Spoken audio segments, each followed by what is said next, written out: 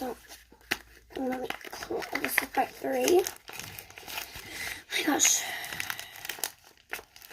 This is hard to close, but I love this. It's really hard though. Okay, here's the beauty blender. Y'all want it. It's literally not even it's literally squishy, but it's not squishy.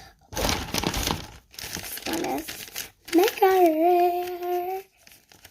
I'm guessing this is one of my stuff, but I don't know that.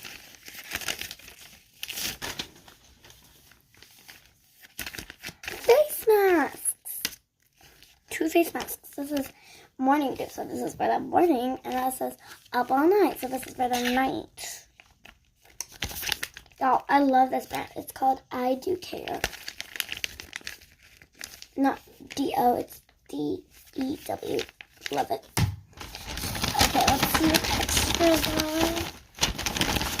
are. Ooh, a lotion. Girlie, is that... She gave me a half-empty lotion. Not even half, almost empty lotion. Girly Pop. Does she even care about her customers if she ever making a business?